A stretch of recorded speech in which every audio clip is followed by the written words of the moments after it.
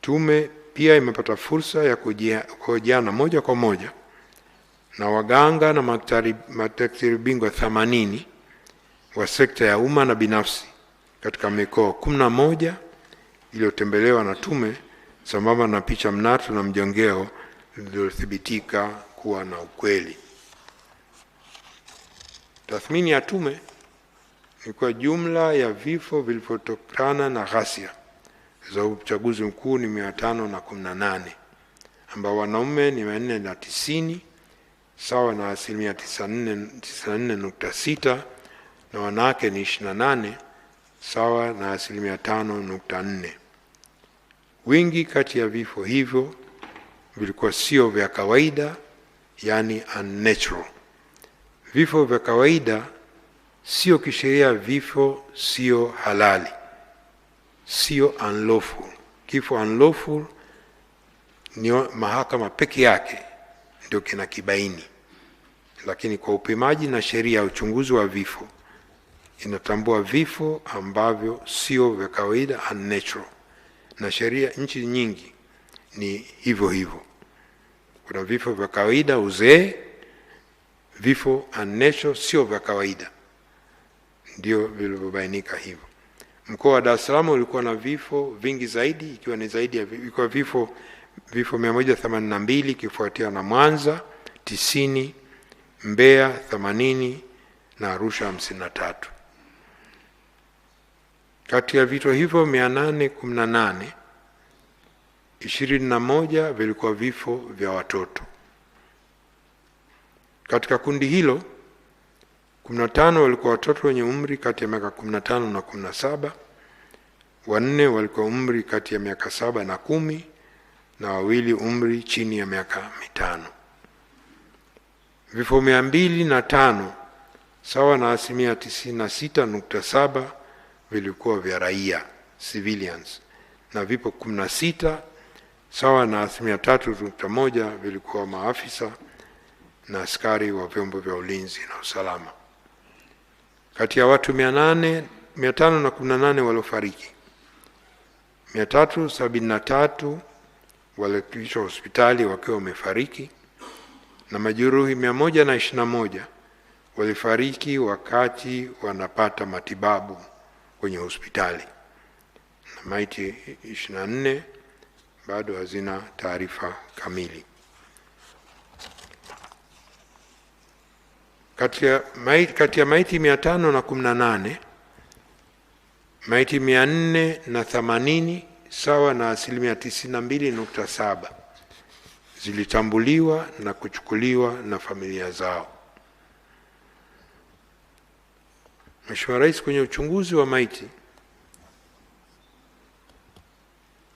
postmortem chini ya sheria ya uchunguzi wa vifo wenye mashaka ulifanyika katika hospitali mbalimbali za rufaa Dar es Salaam na huko mikoani.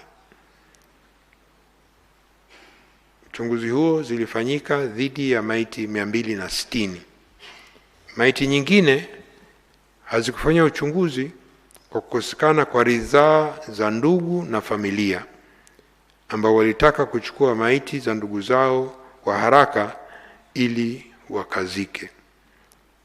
Kati ya maiti 260 zilizofanywa uchunguzi, nyingi zilibainika kuwa na majeraha ya kutobolewa na vitu vyenye ncha kali na kuvunjika katika sehemu mbalimbali za mwili. Majeraha hayo yalisababishwa kupoteza damu nyingi, hivyo kusababisha vifo hivyo.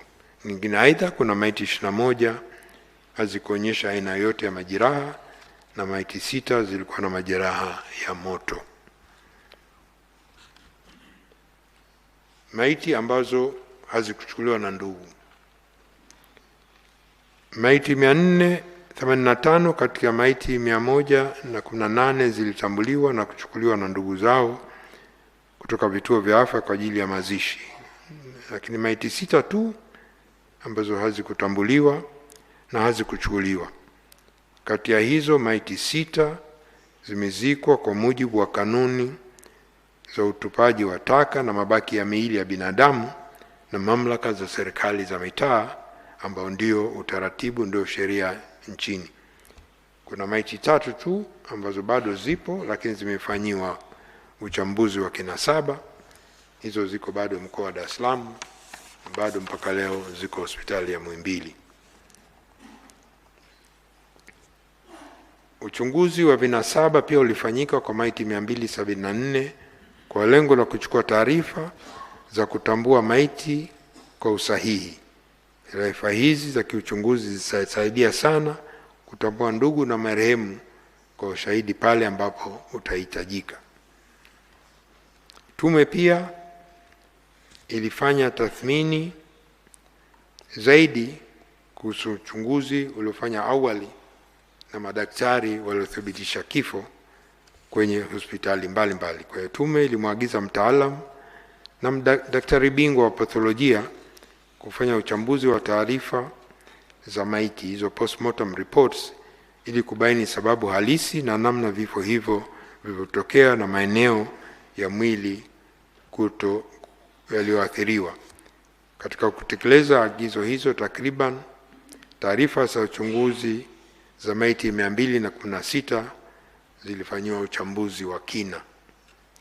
Uchambuzi huo ulibainisha kwa maiti hizo 219 zilitokana na vifo visio vya kawaida, na sababu hiyo ilibainikwa, yani immediate cause ya vifo 147, ambayo ilikuwa ni kuvuja damu nyingi, kujeruhiwa ubongo, kukosa hewa, kujeruhiwa uti wa mgongo, majeraha mbalimbali, mshtuko wa moyo na kifo kimoja sababu hazikujulikana.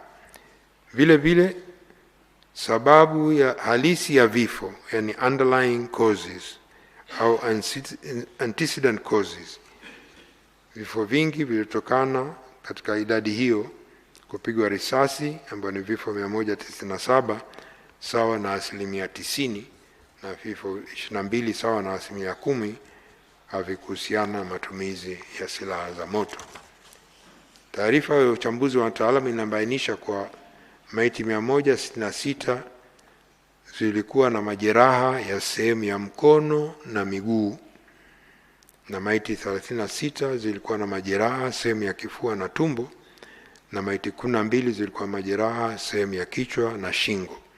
Maiti moja ilikuwa haina baadhi ya viungo. Hata hivyo, kutokana na mazingira ya ghasia pamoja na madai ya baadhi ya mashahidi, idadi hiyo ya vifo iliyobainiwa na tume inaweza kubadilika kutokana na uwezekano wa kuwepo kwa baadhi ya ndugu ambao walizika maiti za wapendwa zao bila kufikisha kwenye vituo vya kutolea huduma ya afya au hawakupata fursa ya kuja mbele ya tume. Vile vile inawezekana kulikuwa na majeruhi ambao waliamua kutibiwa nje ya mfumo rasmi na wakafariki bila taarifa zao kufikishwa panapostahili. Tume pia ilipokea ushahidi na madai kuhusu watu kupotea au kutopatikana tangu wakati wa uchaguzi mkuu. Kwa kuzingatia ufafanuzi uliotolewa, kwa idadi ya vifo hiyo 518 kwenye ripoti ya tume inaweza ikawa sio kauli ya mwisho, not final and conclusive. Tathmini ya tume kuhusu vifo. Tume inatambua kwa vifo vimeacha pengo kubwa katika familia na jamii na kuathiri kwa kiasi kikubwa nguvu kazi ya taifa. Madhara yaliyotokea yanasababisha baadhi ya familia kupoteza utegemeo lao kuu, na hivyo kuziweka familia hizo hali ya utegemezi wa kiuchumi na kijamii. Tume pia imepokea ushahidi kwa watu 39 ambao inadaiwa walifariki au kupotea, ikiwemo baadhi ambao awali inasemekana miili yao ilionekana kwenye hospitali au vituo vya afya na kutambuliwa, lakini ndugu zao baadaye miili hiyo haikuonekana tena, na wengine walisema kuwa walizika nguo za marehemu ili kuhitimisha misiba. Hii ni moja ya jambo muhimu ambayo tume imetoa mapendekezo ili ifanyike kazi mapema iwezekanavyo. Tume pia ilipokea madai kutoka kwa waathirika na mashahidi wengine kuhusu watu kupigwa risasi, kujeruhiwa au kuuawa katika maeneo ambayo hayakuwa na ghasia na vurugu. Kuna madai ya watu kupigwa risasi kwenye makazi yao, ikiwa pamoja na ndugu, ikiwa pamoja na ndani ya nyumba au sebuleni au ndani ya maduka. Hizi ni tuhuma nzito zinazoashiria uwezekano wa matumizi ya silaha za moto kinyume na miongozo na kanuni za kimataifa, kikanda na kitaifa na kuhusu matumizi hayo ya moto. Hili ni jambo jingine linalohitaji kufanya upelelezi wa kina, na tume imeleta mapendekezo kwa mamlaka ya Mheshimiwa Rais. Mheshimiwa Rais, niseme kidogo kuhusu majeruhi. Tathmini ya tume inaonyesha kuwa hadi kufikia tarehe 31 Machi mwaka 2026, majeruhi waliokuwa wamehudumiwa katika vituo vya afya vya umma na binafsi walikuwa ni 2390.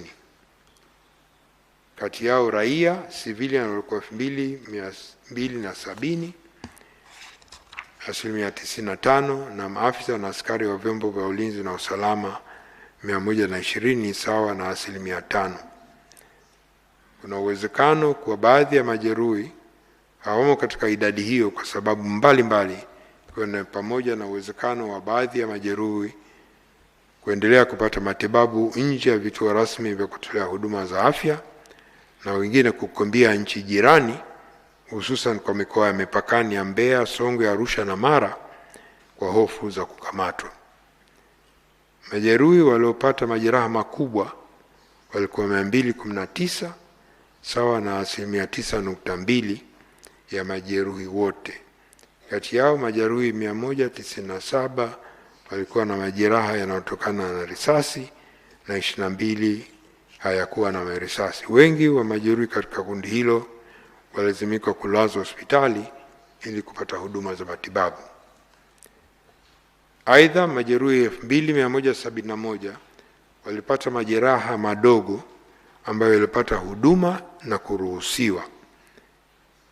Kati yao majeruhi 833 walikuwa na majeraha yaliyotokana na risasi katika sehemu chini za mwili, wakati majeruhi 126 walikuwa na majeraha sehemu ya juu ya mwili, na uchunguzi wa kitabibu kwa majeraha wote ulifanyika kwenye vituo vya umma na huduma za afya, na majeraha wote hao waliopata huduma kulikuwa hakuna ushahidi wowote wa mtu yoyote katika hao ambayo aliteswa.